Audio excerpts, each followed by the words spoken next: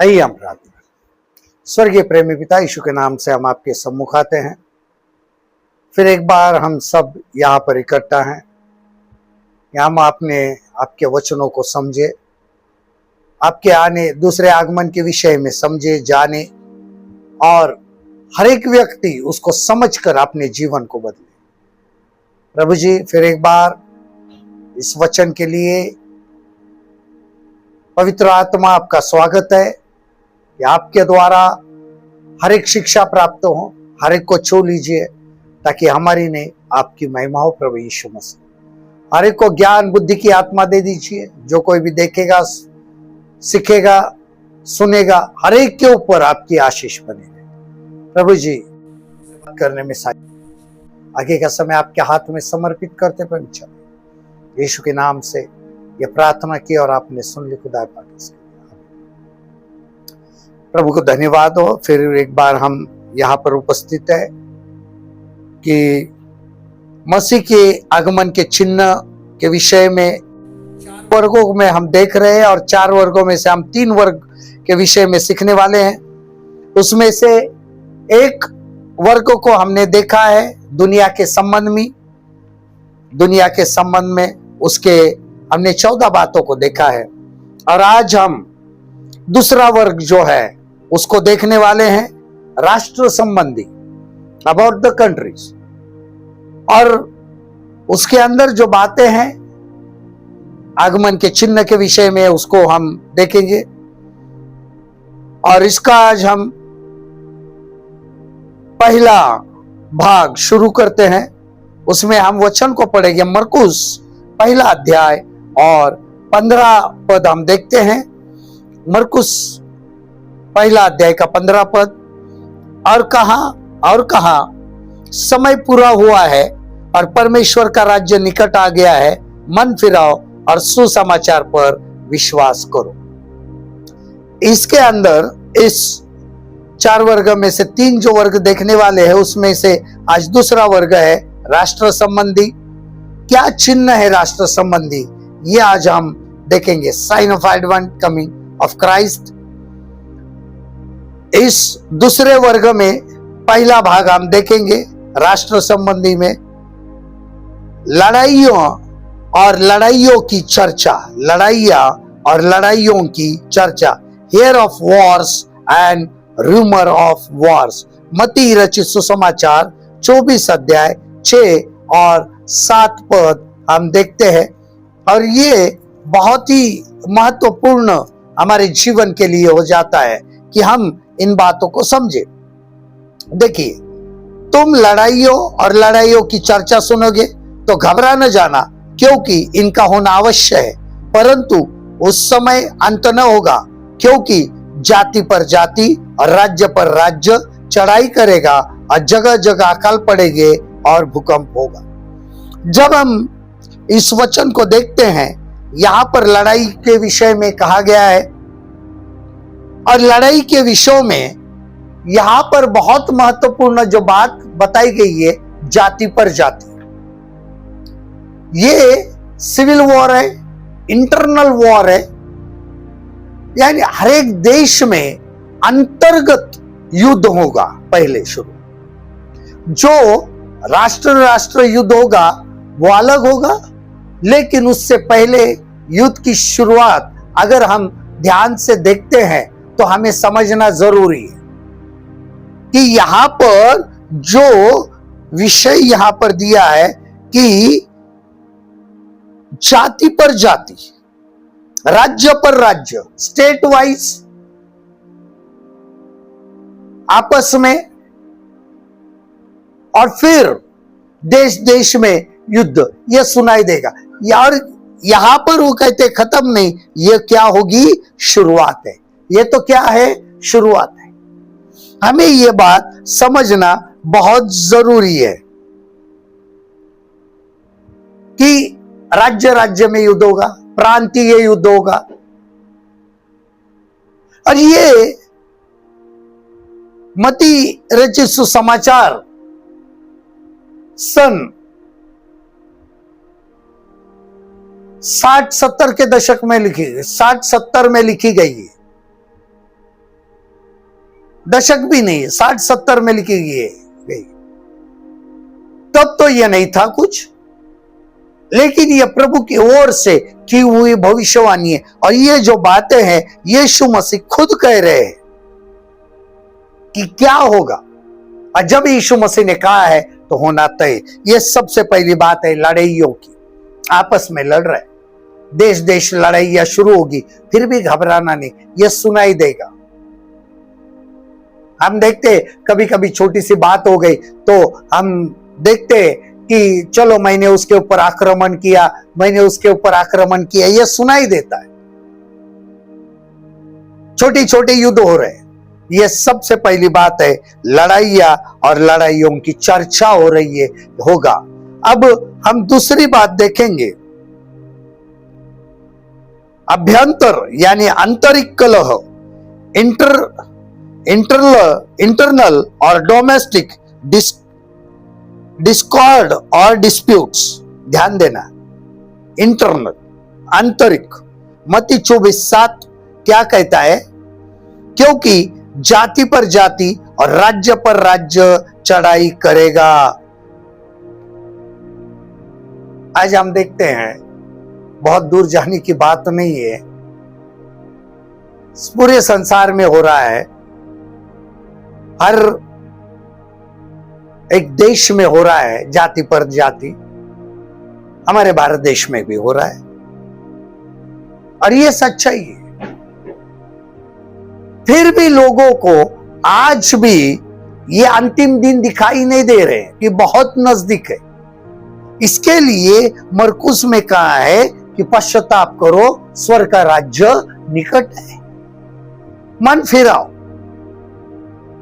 और ये इतनी बड़ी सच्चाई है, ये पवित्र शास्त्र जो किताब है किसी मनुष्य ने अपने सोच समझ से नहीं लिखी है, लेकिन जो यीशु मसीह ने अपने चेलों से कहा था वही लिखा है और वो आज हो रहा है। क्यों हो रहा है? क्योंकि वो खुद परमेश्वर यीशु मसीह के मुंह से निकल, क्योंकि उन्होंने कहा था ये होगा तो होगा जरूर। और ये हो रहा है, इंटरनल डिस्प्यूट्स, आंतरिक कलह,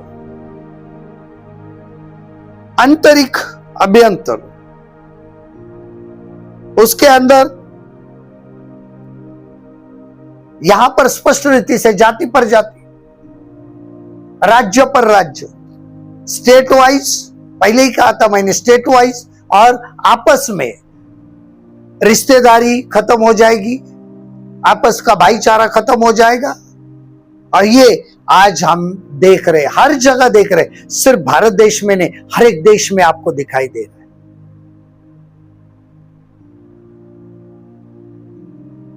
इंसान एक दूसरे को पसंद तो नहीं कर रहा है, क्योंकि ये मसीह के आगमन का चिन्ह है और ये हमारे लिए बहुत बड़ा मजबूत चिन्ह है। इसके लिए हमें यहां पर सोच समझकर हमेशा अपने जीवन को चलाना है। उसके बाद तीसरी बात होती है संकट का समय, there will be great tribulation. देखिए, हम पहले मत्ती 24:21 और 22 पढ़ेंगे, मैथ्यू चैप्टर 24 वर्स 21-22। क्योंकि उस समय ऐसा भारी क्लेश होगा जैसे जगत के आरंभ से न अब तक हुआ और न कभी होगा। यदि वे दिन घटाए न जाते तो कोई प्राणी न बचता, परंतु चुने हुओं के लिए कारण वे दिन घटाए जाएंगे। बहुत ध्यान रखना है इस बात की ओर। संकट का समय बहुत नजदीक है, बहुत नजदीक है। महाक्लेश, अभी तक जगत में उस समय ऐसा भारी क्लेश न होगा, न हुआ था, ऐसा भारी क्लेश होगा, भयंकर क्लेश होगा। हम जो क्लेश आज देखते हैं सारी जगह है, वो बहुत थोड़ा है, लेकिन भारी क्लेश आने वाला है। ये हमारे लिए एक चिन्ह है कि वो क्लेश किस प्रकार होने वाला है। जो लोग रहेंगे, अगर वो रहना नहीं चाहते, इसके लिए आज जो बातें हो रही हैं कि लोगों को सावधान करने को, कि इस थोड़े से क्लेश में अगर तुम सहन नहीं कर पाते हो तो वो बहुत बड़ा क्लेश, महाक्लेश कैसे आप सहन कर पाओगे? तो मन फिराओ और पश्चाताप करो, क्योंकि उनका आना नजदीक है। पढ़ेंगे मरकुस 13:12, मार्क चैप्टर 13, मरकुस 13:12। और यहां पर जो बातें लिखी हैं उसको हमें बहुत ध्यान से सुनना है। भाई भाई भाई को भाई और पिता को पुत्र घात के लिए सौंपेंगे, और बच्चे माता पिता के विरोध में उठकर उन्हें मरवा डालेंगे। यहां पर सीधी सीधी बात, अभी थोड़ा है, शुरुआत है, आपस में फैमिली डिस्प्यूट हो रहा है, भाई भाई पे उठ रहा है, बहने बहने पे उठ रहे, भाई बहन का नहीं हो रहा है, माँ बाप बच्चों पर, बच्चे माँ बाप के विरोध में जा रहे हैं। और ये हकीकत है, और ये यहां पर लिखा है, भाई को भाई और पिता को पुत्र घात के लिए सौंपेंगे, एक दूसरे को पकड़वा देंगे। ये शुरुआत है, आने वाले दिनों में जो रहेंगे उनके ऊपर ये जरूर होने वाला है। यीशु मसीह आने से पहले ये क्या होने वाला है, इस बात को यहां पर प्रकट कर, और ये हमारे जीवन के लिए बहुत महत्वपूर्ण बात है कि हम इन सारी बातों को समझें। हमारा जीवन जो है, हम जी तो रहे हैं लेकिन उसको सही तरीके से नहीं लीजिए, सांसारिक रीति में जी रहे। इसके लिए हमें आज भी संकट का सामना करना पड़ रहा है। उसके बाद हम चौथी बात देखेंगे, मनुष्य अपनी रक्षा में असफल। People will be unsuccess for self security. यहेजकेल की किताब 7 अध्याय, एजकियल चैप्टर 7 और इसका 17 और 18 पद हम देखते हैं। एजकियल चैप्टर 7 वर्स 17 एंड 18, 7 का 17 और 18 पद। सबके हाथ ढीले और सबके घुटने आती निर्बल हो जाएंगे, वे कमर में टाट कसेंगे और उनके रोए खड़े होंगे, सबके मुंह सूख जाएंगे और सबके सिर मुंडे जाएंगे। मनुष्य अपनी रक्षा नहीं कर पाएगा, सबको पकड़ा जाएगा। मुंडा जाने का मतलब उस समय एक बहुत पुरातन काल में शिक्षा होती थी, जब कैदी को पकड़ा जाता था, जीत कर लाया जाता था दूसरे देश से, तो उसके सर को मुंडवाया जाता था। ये गुलाम है, हमने उस देश को जीता है और हमने उसको बनवा के लाया, ये गुलाम है। हम कितनी भी कोशिश कर ले, कितनी भी हथियार बना ले, लेकिन मनुष्य अपनी सुरक्षा नहीं कर पाएगा। मनुष्य का गुलाम बनेगा। और यही बात है, सबके हाथ ढीले और सबके घुटने आती निर्बल हो जाएंगे, वे कमर में टाट कसेंगे और उनके रोए खड़े होंगे और सबके मुंह सूख जाएंगे और सबके सिर मुंडे जाएंगे। ना पानी मिलेगा ना कुछ, गुलाम है। मनुष्य अपनी रक्षा करने में कमजोर हो जाएगा। हर एक व्यक्ति को गुलाम बनाकर लेकर रखना चाहिए। आज हम वैसे देखा जाए तो इनडायरेक्टली गुलाम है, आत्मिक रीति से और शारीरिक, दोनों तरफ से गुलाम है। शैतान ने भी बहुत बातों में हमें गुलाम करके रखा है, और आज शारीरिक रूप में हम किसी ना किसी के गुलाम हैं। हम अपनी रक्षा नहीं कर पा रहे। हम कहते हैं कि हम इतने होशियार हैं, हम ज्ञानी हैं, हम नहीं बचा पाओगे।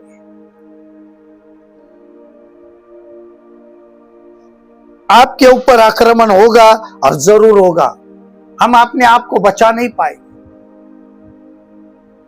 लोगों को लगता है कि हमारे पास ज्ञान है, पैसा है, अगर पैसा है तो पैसे, उससे भी आप बच नहीं पाओगे। हम अपनी रक्षा नहीं कर पाते। बाइबल कहती है देखो, इज़राइल का रक्षक ना तो सोता है ना तो ऊँघता है, लेकिन इंसान अपनी सुरक्षा करने में असफल हो चुका है। वो सफल नहीं हो पा रहा है। और आज हमारे जीवन में यह बहुत जरूरी है कि हम यहां पर इन बातों पर ध्यान दें। कहां है हम हमारी सुरक्षा कर पा रहे हैं? नहीं कर पा रहे। कैसे कर पाएंगे? हमारे जीवन में डर लगा रहता है, अगर मैं बाहर गया तो मर गया तो क्या होगा, बीमारी से मर गया तो क्या होगा, गोली लग के मर गया तो क्या होगा, बम फट के मर गया तो क्या होगा। हाउ?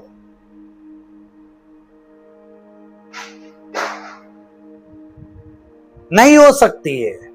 स्वयं की सुरक्षा हम स्वयं नहीं कर पा रहे। हमारे जीवन में हमें सीखना पड़ेगा कि हमें सावधान रहना है कि प्रभु का आना नजदीक है।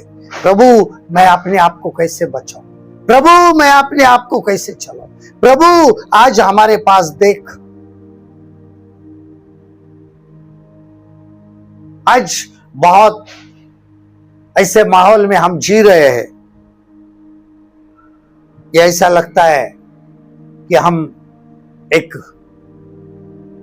हमारा कोई आक्रमण होगा और हम इस दुनिया से चले जाएंगे। हम बाहर जा रहे तो कोई हमें पकड़ के मारेगा।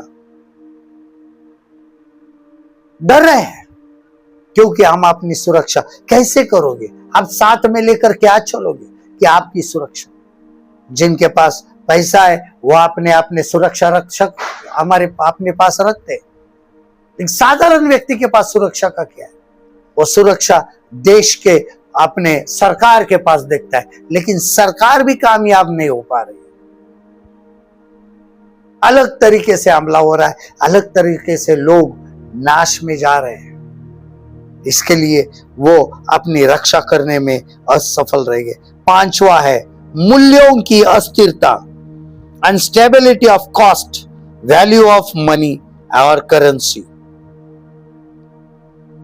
मूल्यों की अस्थिरता, यह एहजकेल 7:19, एहजकेल चैप्टर 7 वर्स 19। वे अपनी चांदी सड़कों में फेंके देंगे और उनका सोना शुद्ध वस्तु ठहरेगा, अशुद्ध वस्तु ठहरेगा। यहोवा की जलन के दिन उनका सोना चांदी उनको बचा न सकेगी, न उससे उनका जी संतुष्ट होगा, न उनके पेट भरेंगे, क्योंकि वह उनके अधर्म के ठोकर का कारण हुआ है। कुछ नहीं, अभी वैल्यू नहीं है मूल्यों को। हम सारे देश में देख रहे हैं, अस्थिर है, अनस्टेबिलिटी ऑफ कॉस्ट। रुपयों का मूल्य जो है वो अभी स्थिर नहीं, अस्थिर हो चुका है। हर एक देश का अलग अलग मूल्य है, उसका वैल्यू उनके उनके हिसाब से कहीं कम हो रहा है, कहीं ज्यादा हो रहा है, अस्थिर है। आज 1 रुपए को कोई वैल्यू नहीं है।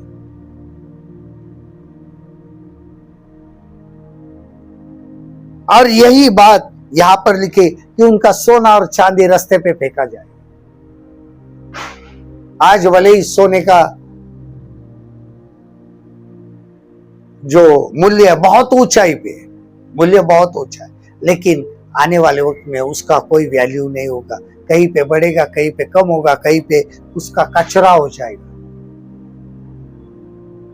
और ये जो बात यहां पर कही है, ये हमारे जीवन के लिए बहुत जरूरी है। क्या आप पैसे में साउंड है? क्या पैसे में स्थिर है? नहीं है, कोई भी नहीं है। कल की चिंता हर एक को होती है। हर एक अपने बच्चों को ये सोचेगा, ये हालत अभी है, रुपयों का मूल्य गिर चुका है, अगर आने वाले दिनों में महाक्लेश के समय कैसा होगा ये आप सोचो। और इसके लिए प्रभु हमें उस समय रखना नहीं चाहते, वो हमें हमारे साथ में लेके जाना चाहते, लेकिन हम क्या करें? हम समझ नहीं पा रहे। प्रभु हमें समझा रहा है। पवित्र शास्त्र अगर ध्यान से पढ़ते हैं तो प्रभु हमें समझा रहा है हमें क्या करना है और क्या नहीं करना है। हमारे जीवन में एक ऐसी एक बात रखी है यहाँ पर, मूल्यों की अस्थिरता।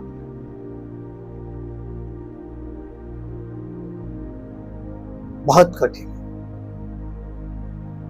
और आज लोग बड़ी बड़ी बातें करते हैं, लेकिन हकीकत में यही है कि मूल्यों का गिरना शुरू हो चुका है, अस्थिरता आ चुकी है। सब पैसे में, करेंसी में, सोने में, चांदी में, सब बहुत बड़ी बड़ी हलचल हो रही है।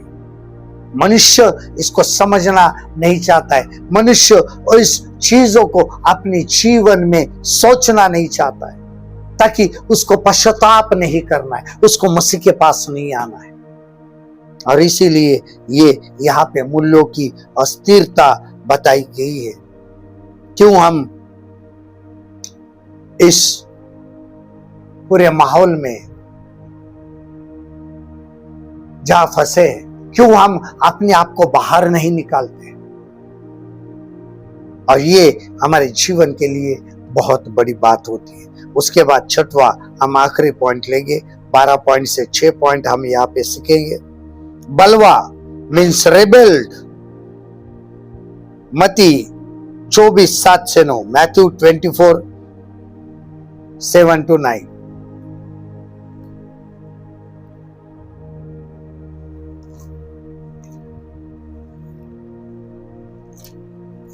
मती 24 और हम 7 से 9 पढ़ते हैं, 7-9। मती 24:7 से 9।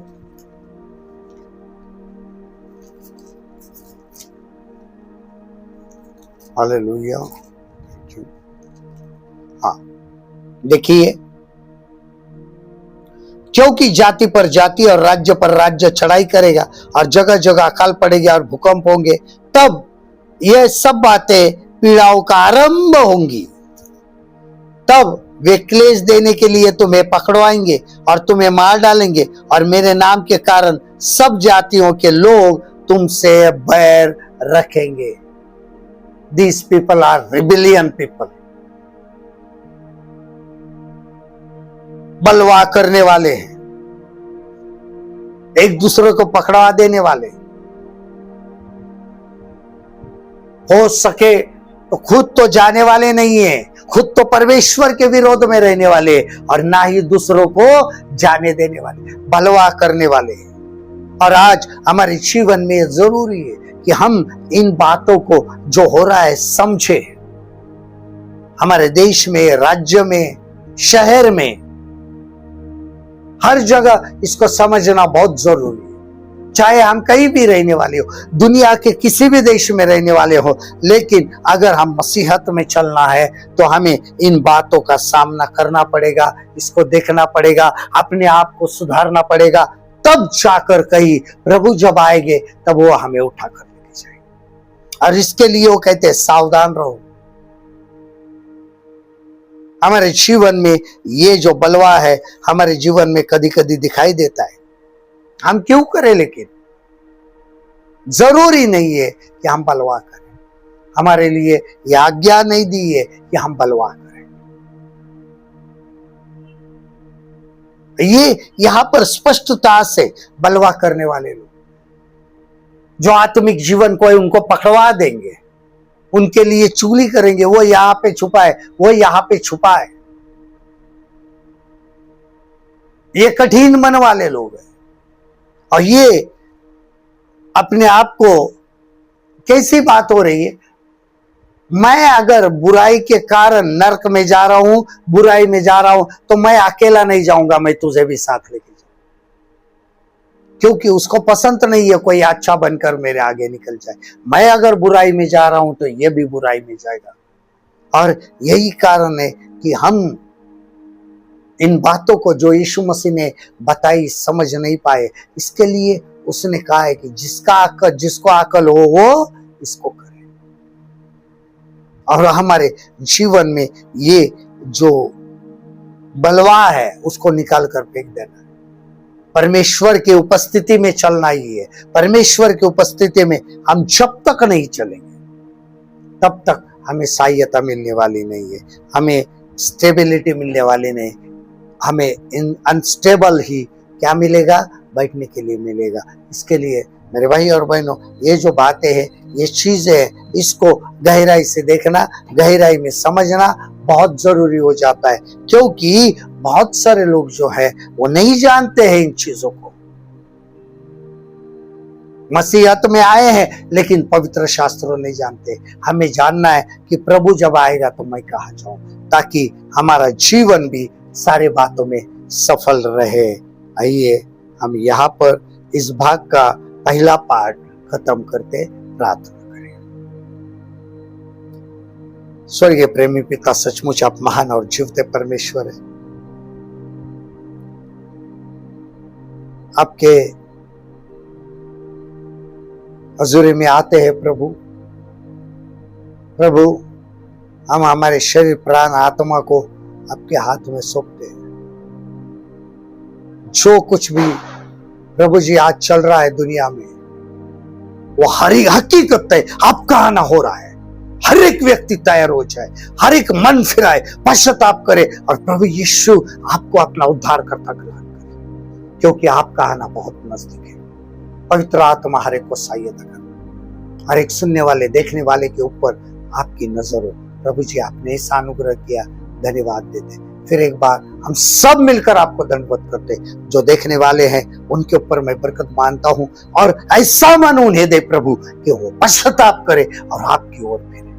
ऐसे ही वक्त छू लेना प्रभु जी, आपने ऐसा फजल किया, इसके लिए शुक्रगुजार। आगे का समय आपके हाथ में समर्पित करते। अभी तक चलाया, आगे भी चलाने वाले आप हैं। यीशु के नाम में आपने ये प्रार्थना, हमने प्रार्थना की और आपने सुन ली खुदा पाक, इसके लिए आमीन।